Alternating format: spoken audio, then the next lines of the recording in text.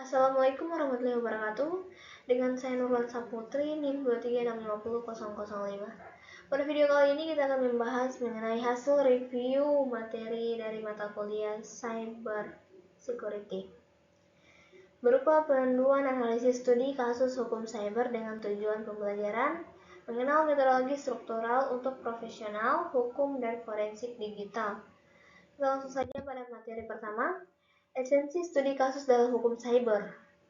Studi kasus merupakan puncak dari integritas seluruh materi pembelajaran hukum cyber.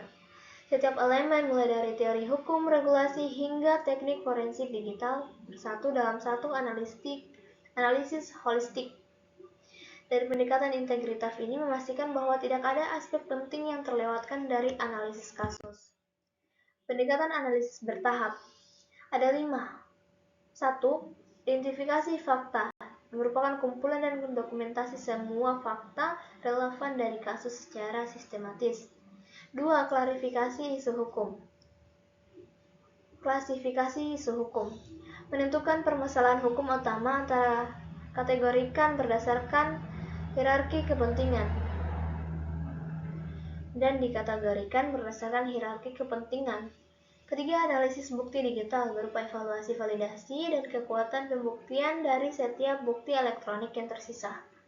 Keempat, ada penentuan yurisdiksi, merupakan identifikasi yurisdiksi yang berlaku dan diimplementasikannya terhadap penegasan dan kuasa. Penanganan kasus. Identifikasi yurisdiksi yang berlaku untuk implikasinya terhadap penanganan kasus. Kelima, ada konstruksi argumentasi. Bangunan argumentasi hukum yang koherens berdasarkan analisis komprehensif. Setiap tahap harus dilakukan secara berurutan dan logis.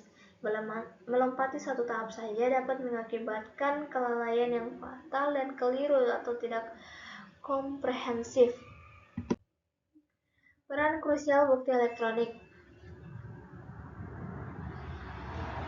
Bukti elektronik menjadi fondasi pembuktian modern dalam menyelesaikan kasus hukum cyber. Validitas, integritas, dan rantai pengamanannya menentukan kekuatan pembuktian di pengadilan. Autentikasinya merupakan verifikasi keaslian bukti digital melalui hash dan metadata. Sedangkan untuk chain of custody berupa dokumentasi lengkap perjalanan bukti dari pengumpulan hingga persidangan. Kegagalan dalam menangani bukti elektronik dapat membatalkan seluruh kasus, meskipun secara substansi kasus tersebut kuat. Jenis dan karakteristik bukti elektronik. Pertama, ada komunikasi digital seperti email, pesan instan, dan media sosial. Menjadi sebagai bukti koresponden. Yang kedua, ada log system yang berupa aktivitas server, catatan server, dan akses yang merekam jejak digital. Ketiga, ada dokumen digital yang berupa file, database, dan dokumen elektronik dengan metadata lengkap. Dan yang terakhir ada data transaksi berupa rekaman transaksi finansial dan aktivitas jaringan. Setiap jenis bukti memiliki standar penanganan dan validasi yang berbeda sesuai karakteristiknya. Kompleksitas yurisdiksi dalam kejahatan cyber. Prinsip fundamental yurisdiksi tidak boleh diabaikan dalam analisis kasus hukum cyber karena menentukan hukum mana yang berlaku dan pengadilan mana yang berwenang. Teritorialnya itu berdasarkan lokasi geografis dan terjadinya tindak pidana atau dampaknya. Nasionalitasnya berdasarkan kewarganegaraan pelaku dan korban kejahatan cyber. Untuk universalnya, dia kejahatan cyber yang berdampak global dan transnasional. Kasus lintas negara ini sering melibatkan konflik yurisdiksi yang memerlukan perjanjian bilateral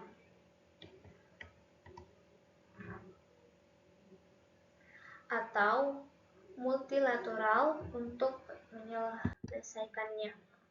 Permasalahan yurisdiksi lintas batas. Ada 3, server asing, pelaku multinasional, dan peradaban regulasi.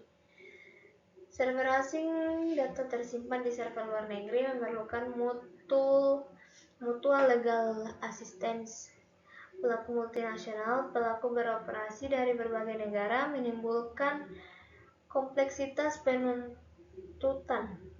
Perbedaan regulasi karena setiap negara memiliki definisi dan sanksi berbeda untuk kejahatan yang sama. Analisis yurisdiksi harus mempertimbangkan aspek praktis, ekstradisi, kerjasama internasional, dan harmonisasi lintas hukum. Kualitas argumentasi hukum. Determinan keberhasilan. Argumentasi hukum berkualitas menjadi penentu utama dalam menyelesaikan kasus. Struktur logis, dasar hukum yang kuat, dan kemampuan mengintegrasikan bukti elektronik adalah kunci keberhasilan. Koherensi dan logis, alur pemikiran yang sistematis dari premis hingga kesimpulan. Berbasis bukti, setiap klaim didukung oleh bukti elektronik yang tervalidasi. Antisipatori,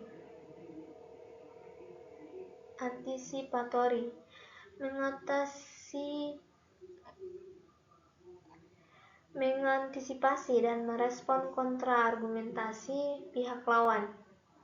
Argumentasi hukum yang lemah dapat melemahkan kasus yang secara faktual kuat. Latihan konstruksi argumen sangatlah penting. Kerangka analisis komprehensif dimulai dari integritas materi, analisis bertahap, bukti elektronik, yurisdiksi, dan argumentasi hukum.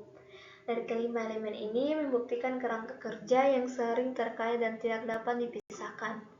Keberhasilan analisis studi kasus bergantung pada penguasaan dan implementasi kelima aspek secara simultan dan terkoordinasi. Pendekatan holistik memastikan analisis yang menyeluruh dan kesimpulan yang dapat dipertanggungjawabkan secara akademis. Secara ringkas, integrasi holistik adalah studi kasus mengintegrasikan seluruh materi pembelajaran menjadi satu kesatuan analisis yang komprehensif dan aplikatif. Metodologi terstruktur dapat pendekatan bertahap dan logistik memastikan tidak ada aspek penting yang terlewatkan dalam analisis. Bukti sebagai fondasi merupakan penanganan bukti elektronik yang dapat menentukan kekuatan pembuktian dan keberhasilan kasus. Kepastian yurisdiksi merupakan identifikasi yurisdiksi yang tepat, mencegah permasalahan prosedural, dan memastikan penegakan hukum yang efektif.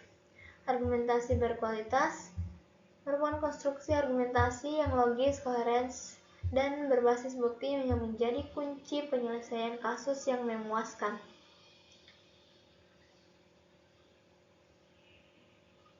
Penguasaan kelima pilar ini, integrasi materi, analisis bertahap, bukti elektronik, yurisdiksi, dan argumentasi hukum, merupakan kompetensi esensi bagi profesional hukum cyber. Praktik berkelanjutannya dan studi kasus aktual dan akan memperkuat kemampuan analisis dan problem solving dalam menghadapi kompleksitas kejahatan cyber modern. Oke, mungkin itu saja pembahasan materi review materi pada video ini. Banyak salah kata dan pengucapan mohon dimaaf. Dan saya akhiri dengan mengucapkan wabillahi taufiq wal hidayah. Wassalamualaikum warahmatullahi wabarakatuh.